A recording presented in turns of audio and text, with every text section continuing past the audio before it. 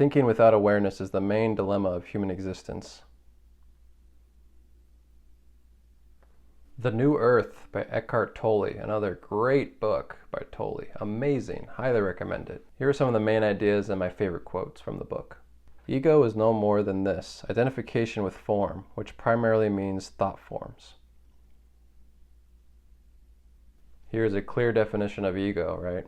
And this is the main idea, I'd say, of the whole book, is that we are not our thoughts, and that's the main problem of society, of the paradigm on Earth right now. That is the cause of all the destruction that's happening and of all the negative things that are happening. It's just identifying with the body, with our thoughts. We aren't those thoughts. What we really are is the awareness, the being beyond those thoughts, the essence that is aware of the thoughts. And what is crucial is for us to disidentify with thoughts and just to become aware of them, innocently aware. So we disengage from them so we don't get lost within them. You realize your essential identity is formless, as an all-pervasive presence of being prior to all forms, all identifications. You realize your true identity as consciousness itself, rather than what consciousness has identified with. That's the peace of God. The ultimate truth of who you are is not I am this or I am that, but I am. Another word for non-reaction is forgiveness. To forgive is to overlook, or rather to look through. You look through the ego to the sanity that is in every human being as his or her essence. I like this simple definition of forgiveness. You're just seeing right through the drama that they're creating, that other person. And you're seeing the presence, the consciousness, the awareness that's within you. The same awareness that's within you is within them. And you're looking through the created perceptions or identifications they might be creating in that moment, and you're just acknowledging the creator, the source within them. Jesus speaks of the innermost I am, the essence, identity of every man and woman, every life form, in fact. He speaks of the life that you are. Some Christian mystics have called it the Christ within. Buddhists call it your Buddha nature. For Hindu, it is Atman, the indwelling God. When you are in touch with that dimension within yourself, and being in touch with it is your natural state, not some miraculous achievement, all your actions and relationships will reflect the oneness with all life that you sense deep within. This is love. The ego doesn't know that mind and mental positions have nothing to do with who you are, because the ego is the unobserved mind itself. In Zen, they say, don't seek the truth, just cease to cherish opinions. What does that mean? Let go of identification with your mind. Who you are beyond the mind then emerges by itself.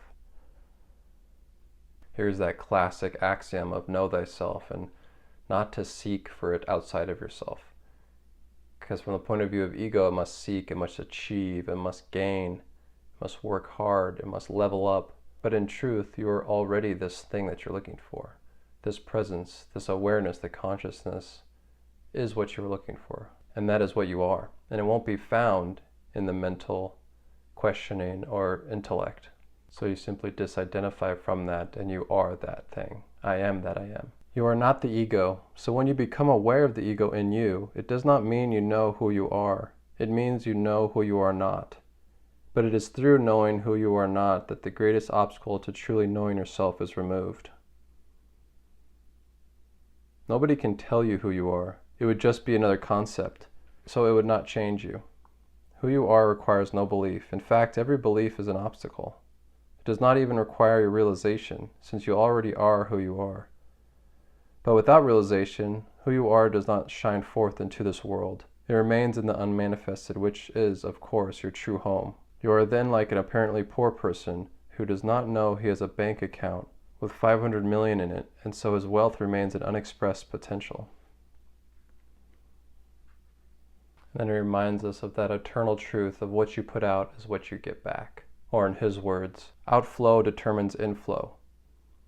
Abundance comes only to those who already have it. It sounds almost unfair, but of course it isn't. It is a universal law. Both abundance and scarcity are inner states that manifest as your reality. Jesus puts it like this: for to the one who has, more will be given, and from the one who has not, even what he has will be taken away. When I no longer confuse who I am with the temporary form of me, then the dimension of the limitless and the eternal God can express itself through me and guide me. It also frees me from dependency on form.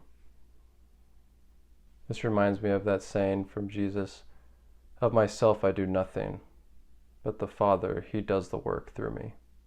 The mistake we make is thinking that the ego, the small self, the personality does the work. It doesn't. It simply allows, surrenders, and it lets this true self to work through it, to flow through it. So then we become like a steward or a servant to it. And I really like this last quote I'm going to share because it shows the importance of your state of being. That is more important than what you do, what the events that are taking place or what it looks like. Or like how Bashar, channeled by Daryl Anka, shares, circumstances don't matter. Only your state of being matters. Not your aims or your actions are primary, but the state of consciousness out of which they come. Once that foundation is there, your external purpose becomes charged with spiritual power because your aims and intentions will be one with the evolutionary impulse of the universe. Not what you do, but how you do what you do determines whether you are fulfilling your destiny. And how you do what you do is determined by your state of consciousness. Woo! Great book. Check out the link in the description if you want to buy it on Amazon. Thank you.